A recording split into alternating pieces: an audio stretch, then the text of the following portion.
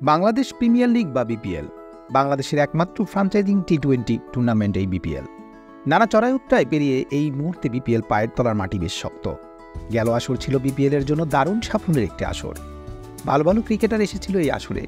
গেল বিপিএলে পারফর্ম করেই বাংলাদেশ জাতীয় দলে ঢুকে গেছেন জাকের আলী অনিক এবং তানজিদ হাসান তামিম।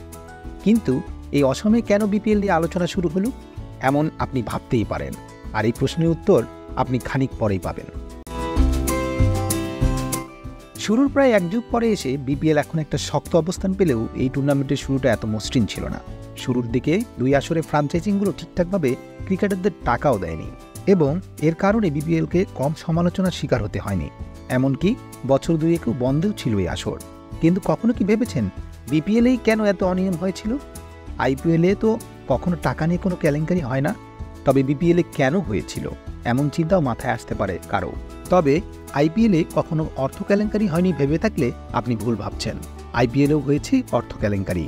আইপিএলের একটা দলের ১৩ বছর ধরে ক্রিকেটারদের বকেয়া শোধ করেনি বলে জানিয়েছেন সাবেক ভারতীয় পেসার শান্তাকুমারান শ্রীশান্ত। বর্তমান সময়ে যেমন ১০ দল নিয়ে আয়োজিত হচ্ছে আইপিএল, একইভাবে ২০১১ সালেও ১০ দলের আইপিএল অনুষ্ঠিত হয়েছিল। সেবার টুর্নামেন্টে অংশ নিয়েছিল কোচি টাস্কার্স কেরালা নামের একটি দল। প্রায় ১৫০০ কোটি রুপি দিয়ে এই দল কিনেছিল রেন্ডেস ভাউস স্পোর্টস ওয়ার্ল্ড নামের কোম্পানি এবং নিজেদের স্কোয়াডও দারুণভাবে সাজিয়েছিলেন কোচি। জয়বর্ধনের ক্যাপ্টেন্সিতে টাস্কার্স দলে ছিলেন Brandon McCullum, Brad Hodge, Ravindra Jadeja, Muttiah Muralitharan, Thisara Perera, Kedar জাবদের মতো ক্রিকেটাররা। কিন্তু টুর্নামেন্টের সুবিধা করতে পারেনি এই দল। একমাত্র আসরে অংশ নিয়ে ১০ দলের মধ্যে ৮ নম্বর হয়েছিল কোচি টাস্কার্স কেরালা।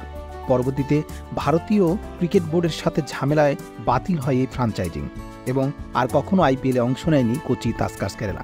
কিন্তু দুই পক্ষের এই ঝামেলার সবচেয়ে বেশি সমস্যায় পড়েছেন ক্রিকেটাররা। ২০১১ সেই আসরের বকেয়া অর্থ এখনো পাননি বলে জানিয়েছেন ওই দলের সদস্য শ্রীশান্ত। সম্প্রতি এক ইউটিউব পডকাস্টে এসে শ্রীশান্ত জানিয়েছেন শুধু তিনিই নয়, জয়বর্ধন, মুরালীদেরও এখনো টাকা দেয়নি কোম্পানিটি। মূলত ৩ বছরের জন্য কোচিকে দল দেওয়া হলেও ১ বছর পরই তাদের চুক্তি বাতিল করে বিসিসিআই। এই ব্যাপারে মামলাও করে দল মালিকপক্ষ এবং মামলার রায় অনুযায়ী বিসিসিআই ৫৫০ কোটি রুপি জরিমানাও দেয় কোচি টাস্কার্স কেরালার মালিকপক্ষকে। কিন্তু দলটার মালিকপক্ষ কখনোই ক্রিকেটারদের টাকা শোধ করেনি বলে অভিযোগ করেছেন শ্রীশান্ত। একটা বড়সড় টুর্নামেন্ট শুরুর দিকে নানা রকমের ঝামেলা থাকা বেশ স্বাভাবিক। বিপিএল কিংবা আইপিএল কোনোটাই এর ব্যতিক্রম নয়। কিন্তু পার্থক্যটা হলো ওই ভুল থেকে সাথে সাথেই বড় শিক্ষা নিয়েছে আইপিএল কর্তৃপক্ষ। ২০১১ পর আর কখনো ক্রিকেটারদের পেমেন্ট নিয়ে ঝামেলা হয়নি আইপিএলে। এই কারণেই আইপিএল এখন সফল ব্র্যান্ড হয়ে এখনও রাজত্ব করছে। অপরদিকে বিপিএল এখনও আন্তর্জাতিক বাজারে মাথা তুলে দাঁড়ানোর প্রচেষ্টায় আছে, কেননা বিসিবি শিখতে দেরি করে ফেলেছে। সময়োপযুক্ত সিদ্ধান্ত নিতে পারলে বিপিএলও আজ আরও সফলতার স্বাদ পেত। সেক্ষেত্রে দেশের ক্রিকেট আরও লাভবান হতো। মারুফ হাসান, স্পোর্টস 24/7।